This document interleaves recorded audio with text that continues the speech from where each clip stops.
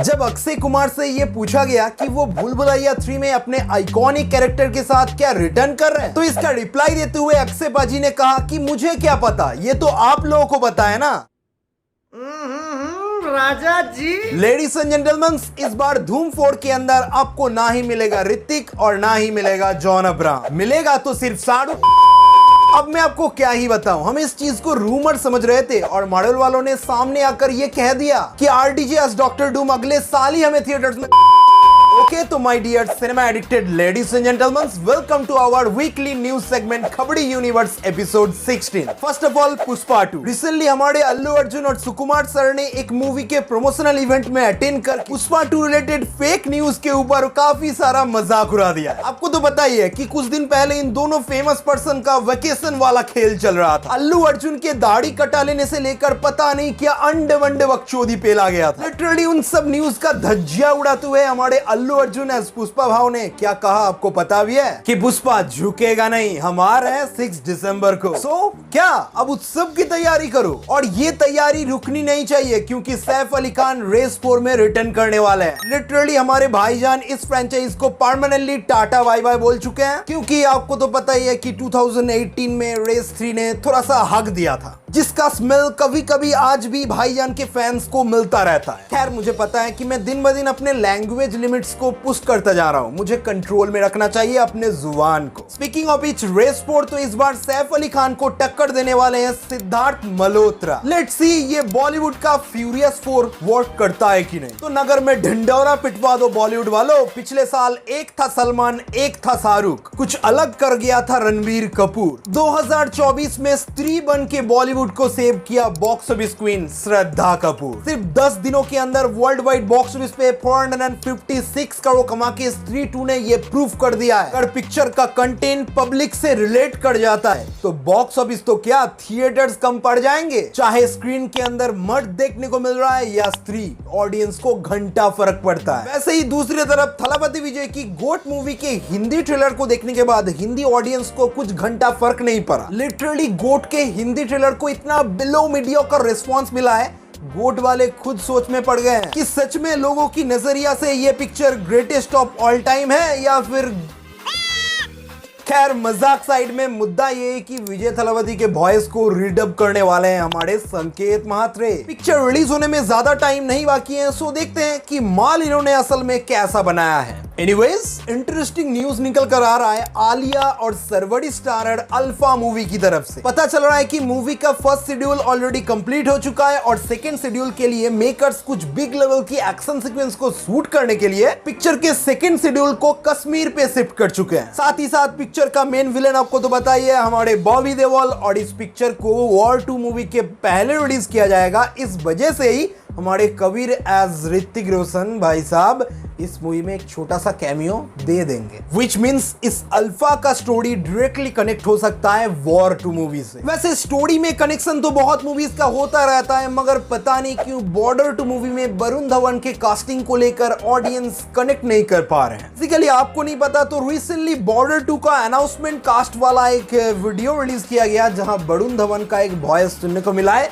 जो काफी हद तक कूली नंबर 1 जैसा सुनने को मिल रहा था। और एक्चुअली पता चल रहा है कि वरुण धवन इस मूवी में आयुष्मान खुराना को रिप्लेस कर चुके हैं। पर Varun Dhawan as an mainstream comedian actor होने के दौरान काफी सारे ऑडियंस इस कास्टिंग से खुश नहीं है। मेरे अकॉर्डिंग अगर कार्तिक आर्यन जैसे एक्टर चंदू चैंपियन में लोगों को इंस्पायर्ड कर सकते हैं, तो हमारे वरुण धवन अक्खा भेड़िया हैं, वो संभाल लेंगे। एक्चुअली बॉर्डर 2 रिलीज होने वाला है 23 जनवरी 2026 को। भाई साहब अभी काफी टाइम है। इंडिया की ग्रेटेस्ट वॉर फिल्म के लिए हमें अभी लंबा इंतजार करना होगा। इंतजार में याद आया कि आरआरआर मूवी के बाद काफी सारे ऑडियंस इंतजार कर रहे हैं कि रामचरण का एक कमबैक, विच मीन्स शंकर का ये गेम चेंजर कब रिलीज होने वाला है। कहा तो जा रहा था कि क्रिसमस में, पर अब सुनने को मिल रहा है कि हमारे शंकर सर ने रामचरण को बोला है कि आ जाओ, फिर से एक बार रीशूट करनी है।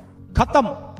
बस मेरा तो हो गया भाई। मैंने इंडियन 2 देखकर जो फील किया है, मैं अब और इस मूवी से कोई भी एक्सपेक्टेशन नहीं रखने वाला। शंकर सर मुझे माफ कर दो। अब जाके रजनीकांत के साथ 3.0 बनाओ, वही सही रहेगा। एनीवेज, काफी दुख के साथ कहना पड़ रहा है SSMB 29 which means SS Rajamouli की नेक्स्ट जंगल एडवेंचर फिल्म के लिए हमें अभी काफी लंबा इंतजार करना होगा। लंबा मतलब काफी ज्यादा ही लंबा, 2027 के एंड से लेकर 2028 तक सह लेंगे थोड़ा सा, क्योंकि भले ही राजामौली के पापा KV विजेंद्र प्रसाद ने मूवी का स्क्रिप्ट कंप्लीट करके उन्हें सौंप दिया है, पर हमारे राजामौली सर को तो आप जानते हो, 2022 में उन्होंने RRR को लेकर निपटा दिया। 2023 में बाकी मूवीज का प्रमोशन करते करते वो थक चुके हैं और अभी मन नहीं है। खैर, मजाक साइड में, मैं SS राजामौली के बारे में कुछ उल्टा सीधा तो नहीं कहना चाहता। बेसिकली वो अपने आइडियाज को क्रैक करने में काफी टाइम बिता रहे हैं और वो अपने क्वालिटी में कोई भी कॉम्प्रोमाइज नहीं करना चाहते, चाहे पिक्चर जितना ही डिले हो जाए। इवन सुनने में तो ये भी मिल रहा है कि एक विदेशी मेन स्ट्रीम एक्ट्रेस को इस मूवी में कास्ट किया जाएगा। भाई साहब, अब तो लगता है ये डायरेक्टर हमारे जेम्स कैमरॉन भाई साहब को भी पीछे छोड़ देंगे। ओके, तो बात बात में हम जेम्स कैमरॉन से मेन स्ट्रीम पॉप कल्चर यानी हॉलीवुड की तरफ आ ही चुके हैं, तो कुछ कवर कर लिया जाए। पहली बात तो fantastic four first steps movie में RDJ एज डॉक्टर डूम का कैमियो अब कोई रूमर नहीं रहा। मार्वल की कुछ इनसाइडर रिपोर्ट्स के according doctor doom as RDJ का character fantastic four first steps के यूनिवर्स में ही बिलोंग करेगा। इवन हमेशा की तरह हमारे डॉक्टर डूम रीड रिचर्ड्स का यारी दोस्त भी होने वाला है, विच मीन्स हो सकता है कि अगले साल 25 जुलाई को हमें RDJ का कोई कैमियो नहीं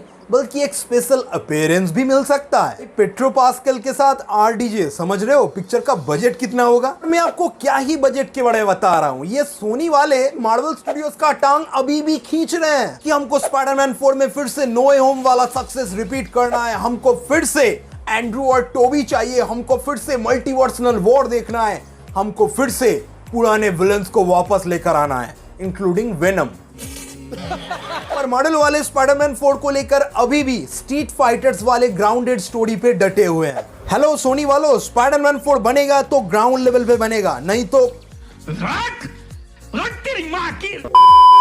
ओके, तो ज्यादा वायलेंट नहीं होते हैं और खबड़ी यूनिवर्स के क्लाइमैक्स की तरफ आगे बढ़ते हैं। पहली बात तो मुझे पता नहीं कि कौन सा पंछी अचानक से आकर बता के चला गया कि 27 अगस्त को धूम 4 का अनाउंसमेंट होने वाला, जहां हमको अक्षय पाजी धूम 4 के मेन विलेन के रूप में दिखेंगे। मतलब वो हजम नहीं हो रहा है। तो शाहरुख खान नहीं यार, छोड़ो, वो तो पठान 2 में आ रहे हैं ना। तो सलमान खान नहीं यार, वो भी शायद टाइगर थी, वैसे भी पिट गई थी। तो बैडस रवि कुमार क्यों नहीं? माँ खराब हो जाएगा, मैं माँ अम्मा बहन पे आ जाऊंगा, मैं इनकी अम्मा बहन पे आ जाऊंगा। वाह, मैं तो कहता हूँ चूतिया बनाया जा रहा है हमको। मैं तो कहता हूँ कोई शायद अनाउंसमेंट ही नहीं होने वाला। आजकल ये कौन सा सस्ता नशा करके खबर छापने लग गए, मुझे पता नहीं भाई। मुझे तो सिर्फ इतना पता है कि हमारे अक्षय पाजी अपने आइकॉनिक भूल भुलैया कैरेक्टर के साथ भूल भुलैया 3 में रिटर्न कर रहे हैं। हाँ, मैं बता रहा हूँ, जिसलिए भूषण कुमार से उन्होंने काफी मोटा रकम वसूल किया है। और अक्षय कुमार से जब पूछा गया कि सच में अक्षय पाजी आप भूलभुलैया 3 के साथ क्या सच में रिटर्न भी कर रहे हो, तो उन्होंने कहा कि आप क्या कह रहे हो, मुझे तो कुछ समझ में नहीं आ रहा है, क्या बताने की क्या कोशिश कर रहे हो आप लोग? ये फंस गया सीएम। क्या पाजी यार, आज से 1 साल पहले अपने हेरा फेरी 3 को लेकर भी कुछ ऐसा ही कहा था ना, उसके बाद ये फोटो कहां से आया? ओके, तो पसंद आया तो लाइक करो और ऐसे ही इंफॉर्मेटिव मजाक मस्ती के लिए सब्सक्राइब करो। मिलते हैं नेक्स्ट वीडियो में, बाय।